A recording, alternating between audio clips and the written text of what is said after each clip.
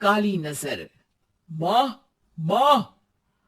अरे क्या माँ माँ कर रहा है? बकरी का बच्चा है क्या?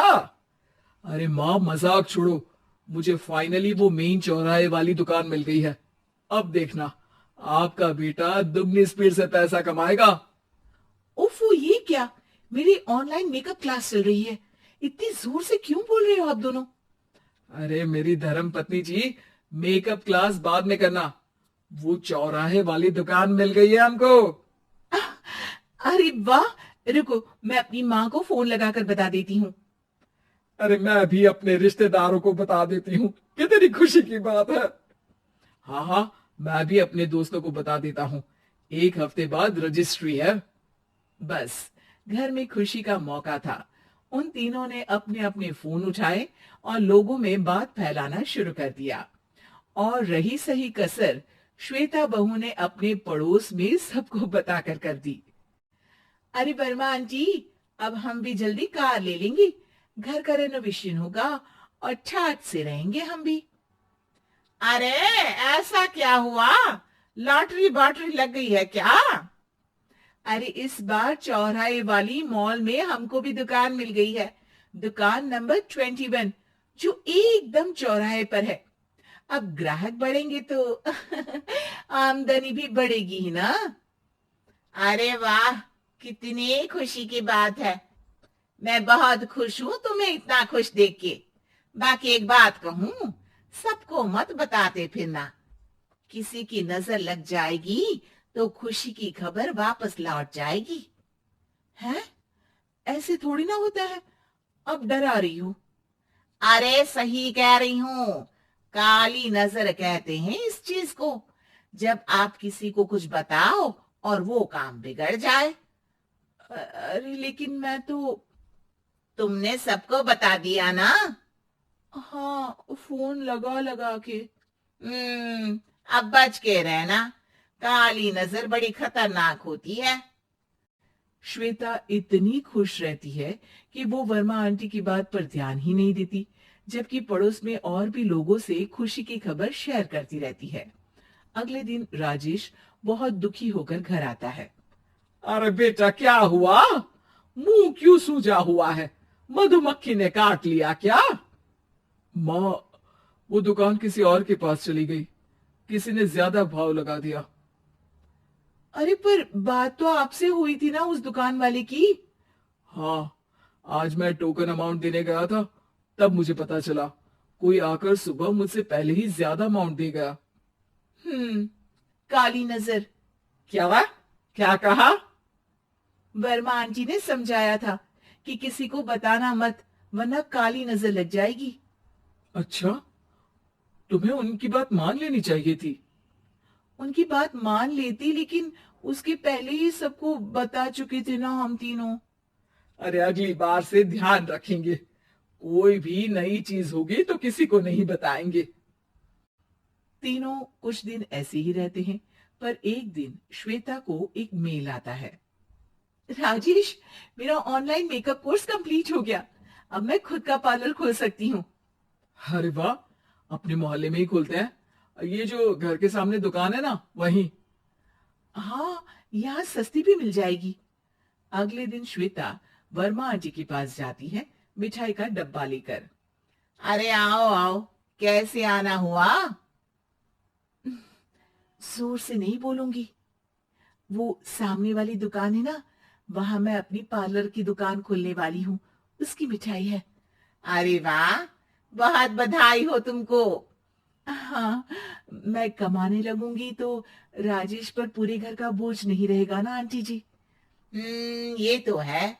पर ये बता कि तूने ये बात किसी और को तो नहीं बताई ना? अरे नहीं नहीं, पिछली बार गलती कर दी थी। काली नजर लगी किसी की और राजेश के हाथ से वो दुकान चली गई थी।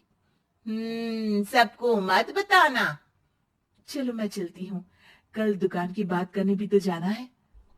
अगले दिन श्वेता दुकान के लिए मालिक से बात करने जाती है। अरे लेकिन दुकान तो हम कल रात को ही किसी को दे चुके हैं। कल ही? हाँ, कल ही। 2 दिन बाद कोई यहाँ पार्लर भी खोल लेगा। आप कहीं और दुकान देख लीजिए। अरे पर हमको भी तो पार्लर ही खोलना था। हाँ भाई, एक ही दुकान है, आधी आधी तो नहीं दे सकता ना मैं। राजेश और श्वेता घर पर हताश होकर आ जाते हैं। इस बार तो किसी को बताया भी नहीं था, अब किसकी काली नजर लग सकती है। सुनो, तुमने माँ को बताया था क्या? अरे कैसी बात कर रही हो, माँ की नजर थोड़ी ना लगेगी। पक्का तुमने किसी को नहीं बताया था ना? सिर्फ वर्मा आंटी को बताया था, उन्होंने ही मुझे किसी को नहीं बताने को कहा। अरे यार तुम भी सही हो, मेरी माँ को नहीं बताने को कह रही हो, पर वर्मा आंटी को बताना तुम्हें जरूरी लगा। अरे वर्मा आंटी ने ही तो काली नजर के बारे में बताया था ना, वो हमेशा हमारा भला ही तो चाहती है। मेरी माँ भी हमारा भला ही चाहती है। अरे पर चिल्ला क्यों रहे हो, बात नहीं कर सकते क्या आराम से? नहीं आता वो आराम से बात करना, और करना भी नहीं चाहता हूं मैं। दुकान जाने का दुख गुस्से में बदल गया था और राजेश और श्वेता में बात बंद हो गई थी। 2 दिन बाद मोहल्ले में पार्लर का इनॉग्रेशन हुआ, जिसमें मोहल्ले के सभी लोगों को बुलाया गया, पर श्वेता, राजेश और माँ नहीं जाते। माँ अंदर आ जाओ, क्या देख रही हो? अरे नया पार्लर देख रही हूँ अपने आंगन से। देखो, माँ को दूसरे का सुख देखने में कितना मजा आ रहा है, मेरा दुख नहीं दिख रहा इन्हें। यह मेरा पार्लर भी तो हो सकता था। अरे चुप रहो यार, हर बात में लड़ाई क्यों ढूंढ रही हो? राजेश और श्वेता फिर बहस करने लगते थे। तभी माँ ने दोनों को बाहर बुलाया। अरे जरा देखो तो दुकान चलाने वाले का बोर्ड पर नाम क्या लिखा है? श्रुति वर्मा। गाड़ी निकाल बेटा, हमें कहीं जाना है। काली नजर का इलाज कराने? राजेश अपनी बाइक निकालता है। तीनों ट्रिपलिंग कर रहे हैं।